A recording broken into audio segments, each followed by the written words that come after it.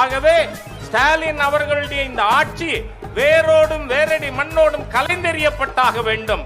நாம் யாருக்கு என்ன தீங்கு செய்தோம்? நமக்கு மட்டும் ஏன் இப்படி எல்லாம் நடக்கிறது? உதயநிதி எப்ப வந்தாரு, என்ன பண்ணா உங்களுக்கு நல்லாவே தெரியும்.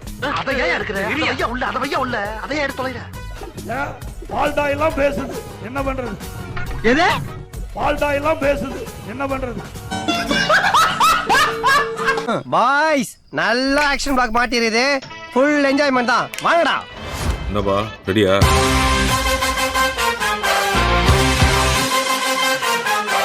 ஐயா, இப்ப முந்தானா ஒரு வழக்கு முறைச்சு பார்த்தா 4 தட்டினம்ங்கிறான் ஒரு ஆள். என்ன என்னைய தேடுறாங்க? நீங்க ஏன்னா திட்டினார்னா எவிடன்ஸ் வேணும். யாரு கூட்டத்தை பொழந்துகிட்டு வர்றா? அடிச்சாருன்னா ப்ரூஃப் கொடுக்கணும், முறைச்சாருன்னா அவனை சொல்லி நிறுத்துங்களேன்டா. முறைச்சாரா இவர் 4 தட்டினாரா? முறைச்சுக்கு தான் அடியை தவிர அவன் என்ன சாதினுங்கிறது தெரிஞ்சு அடியில்லை. நீ என்ன அவ்வளோ பெரிய அப்பாட்டாக்குறா இல்ல அவ்வளோ பெரிய அப்பாட்டாக்குறான்னு கேக்குறேன். ஆளுங்கட்சி தான் இன்னைக்கு வந்து மக்களுக்கு விரோதமா நடந்துகிட்டு இருக்கு அப்படின்னு பார்த்தோம்னா, ஆளுங்கட்சியில கூட்டணியில இருக்கும் அப்படின்ற தைரியத்துல இந்த கூட்டணி கட்சிகளும் இன்னைக்கு மக்களுக்கு விரோதமா வன்முறையை தூண்டக்கூடிய விஷயங்களை நிறைய பண்ணிட்டு இருக்கு. இவ்வளவு தைரியம் எங்க இருந்து இருந்துச்சு? இந்த அதிகாரத்தை அவங்களுக்கு யாரு கொடுத்தானே தெரியல. இல்ல ஆளுங்கட்சியில கூட்டணியில இருக்கும், அதனால எதுவா இருந்தாலும் அவங்க பாத்துப்பாங்க அப்படின்னு சொல்லிட்டு அந்த தைரியத்துல பண்ணிட்டு இருக்காங்க போல. போறதுக்கு முன்னால எல்லாம் தெரியும் சொல்லுவாங்க, அங்க இருக்கிற கூட்டத்துக்கே தெரிஞ்சு போச்சு.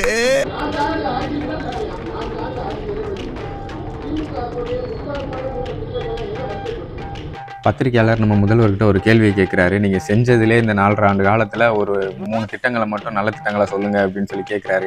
எல்லாத்தையும் நிறுத்தப்படுத்தலாம், அதான் நீ கேட்டங்கிறத 3 சொல்லிடுறேன். அதுக்கு நம்ம முதல்வர் வந்து சொல்றாரு, அந்த திட்டம் என்னன்னு நீங்களே பார்த்துட்டு வாங்க. காலை உணவு திட்டம். காலை உணவு திட்டம் அப்படின்னு சொல்லி கொண்டு வந்தாங்க. அந்த காலை உணவு திட்டம் எவ்வளவு கன்றாவியா இருக்குன்னு இதை பார்த்தாலே தெரிஞ்சு போயிடும் எல்லாருக்கும். ஒரு மாசம் வீட்டுல இருந்து சாப்பாடு எடுத்து சாப்பிடுங்க. இந்த அரிசி என்ன மையம் பூத்து போய் கோடியோட திங்காச்சு சார் இந்த அரிசி. இதை பெருமையா வேற சொல்லிட்டு இருக்காரு. நீங்க திட்டம் அறிவிக்கிறது சரி, அது நல்லா செயல்படுதா அப்படின்றத நீங்க பாக்கணுமா இல்லையா? அறிவிச்சிட்டோம் அப்படின்னு சொல்லிட்டு கடமைக்குன்னு நீங்க இருந்தா அங்க குழந்தைங்க எத்தனை பேர் அந்த சாப்பாடை சாப்பிட்டு ஹாஸ்பிட்டல் அட்மிட் ஆயிருக்காங்க தெரியுமா? அதுக்கெல்லாம் யார் பதில் சொல்லுவா? அரசு மாதிரி பள்ளியில் நேற்று மாணவர்களுக்கு அழுகிய முட்டை வழங்கியதாக புகார் எழுந்திருக்கிறது.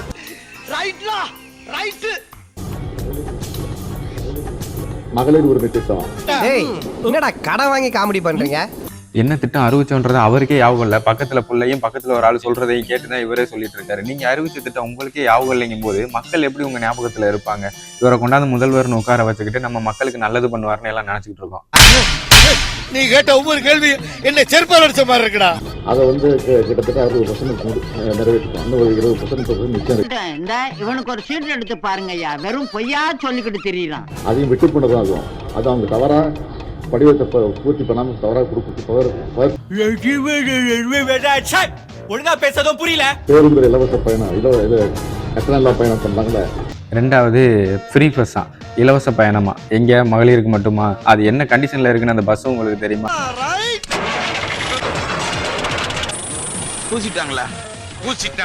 அந்த பஸ்ஸே ஃப்ரீயா தான் ஓடிட்டு இருக்கு, ஆளே இல்லாம. ஏறினா செத்துருவோன்ற பயத்துல ஒருத்தர் அந்த பஸ்ல காலே வைக்க மாட்டேங்கிறான். போற இடம் பூரா விபத்தா நடந்துட்டு இருக்கு உங்க ஃப்ரீ பஸ்.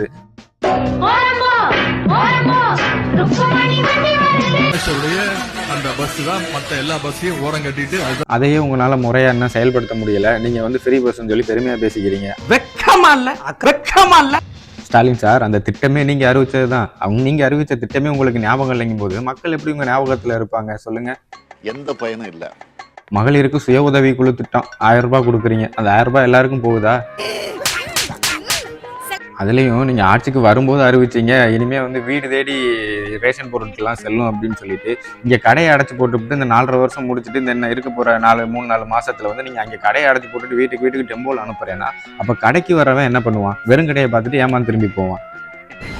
இவ்வளவு வேலை செஞ்சு மண்டை மேல இருக்க கொண்டே மறந்துட்டேனடா. பள்ளிக்கூடத்துல சத்துணவு கொடுக்குறீங்க, அது சத்தா இருக்குதான்னு முதல்ல செக் பண்ணி பாக்குறீங்களா? நீங்களே வாயில போட்டு கீழே துப்புறீங்க, நல்லா இல்லைன்னு. இதைதான் குழந்தைங்க சாப்பிட்டுட்டு இன்னைக்கு எத்தனை குழந்தைங்க இந்த சத்துணவு சாப்பிட்டு ஹாஸ்பிட்டல் அட்மிட் ஆயிருக்காங்க தெரியுமா? அதெல்லாம் உங்க கண்ணுக்கு தெரியாது. புள்ள பூச்சிக்கெல்லாம் கொடுக்கு முளைக்கும்னு நான் என்ன கனவா கண்டேன். இதுல அண்ணன் திருமாவளவன் சொல்றாரு, நாடு பூரா போதைப் பொருள் ரொம்ப அதிகமாகி போய் கிடக்கு, அதை கண்ட்ரோல் பண்ணணும், அதை ஒழிக்கணும் அப்படின்னு சொல்லிட்டு. வாய்ப்பு இல்ல ராஜா, வாய்ப்பு கிடையாது. முதல்ல நீங்க கூட்டணி ஆட்சியில இருக்கிற நீங்க ஆளுங்கட்சியில ஆண்டுகிட்டு இருக்க இந்த தமிழ்நாட்டுல நம்ம கள்ளக்குறிச்சியில 68 பேர் கள்ளசாராயம் குடிச்சு செத்து போயிட்டாங்க இப்ப நான் என்ன உங்கள்கிட்ட சொல்றது சார். அது உங்க ஆட்சியில தான் நடந்திருக்கு. உங்க ஆட்சியில தான் இல்லீகல் ட்ரக் சப்ளை ஆயிருக்கு அதிகமா. அதை நீங்க தான் முதல்ல கண்ட்ரோல் பண்ணணும். தேவையில்லாத ஐடியாலாம் கொடுத்துட்டு நம்மளை இறக்கி விட்டு வெடிக்க பாக்குறானே. இவங்கிட்ட போய் நான் என்னத்த பேசுவேன்?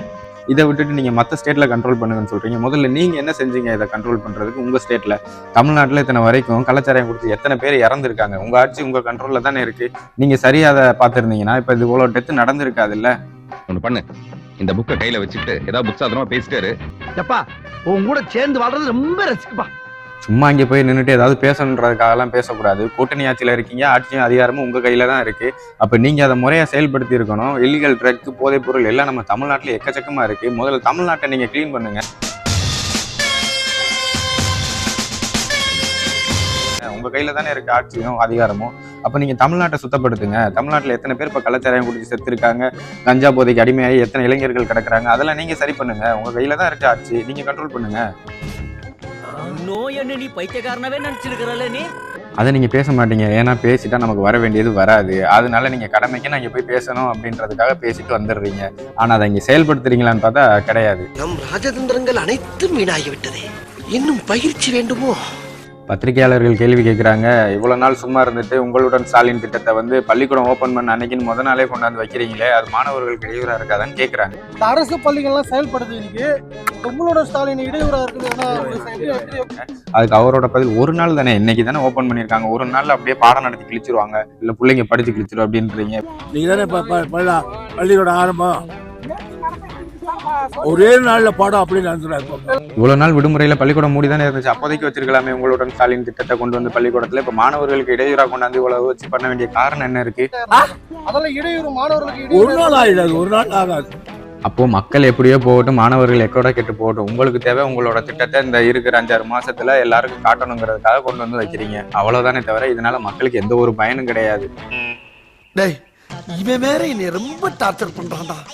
அப்போ மக்களோட அந்த 5000 கோடி ரூபாய் என்ன ஆச்சு? அவ்வளவு வீண் தானா? மலைக்கு வந்து நாங்கள் மழை நீர் வடிகால் திட்டத்தை கொண்டுட்டு வரோம், 95%, 98%, 99% நிறைவேற்றிட்டோம். இவ்வளவு அடிச்சு விட்டீங்களே இந்த 4.5 வருஷத்துல. அப்ப அது எல்லாமே போய் தான். அப்ப மக்களோட பணம் என்னதான் ஆச்சு? அத செலவு பண்ணிட்டேன். 4000 கோடி ரூபாய் செலவழிச்சு அதுல 92% மொத்தம் செலவழிச்சுட்டாங்க. தெருவுக்கு தெரு, வீதிக்கு வீதி, அங்கே இங்கே செலவைக்கிறதுக்கும் கருணாநிதியோட செலவைக்கிறதுக்கும் பேனா வைக்கிறதுக்கு இன்னும் அனுமதி கேட்டுட்டு தான் தெரியுறீங்களே தவிர. என்ன மழை வந்தாலும் ஒன்னும் ஆகாதுன்னு சென்னையை பத்தி பேசினவரு.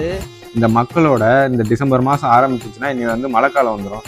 அதுல எவ்வளவு வேதனைப்பட போறாங்க. அந்த 4 வருஷம் பட்ட அதே வேதனை தான் இந்த மீதி இருக்க இந்த வருஷமும் பட போறாங்க. வெள்ளம் வந்த பிறகு சென்னையில மிச்சாங் வந்த பிறகு என்ன சொல்றாரு? 42% தான் அதுல செலவழிச்சிருக்கோங்க, மீதி நாங்க செலவழிக்கலைங்கிறீங்களா?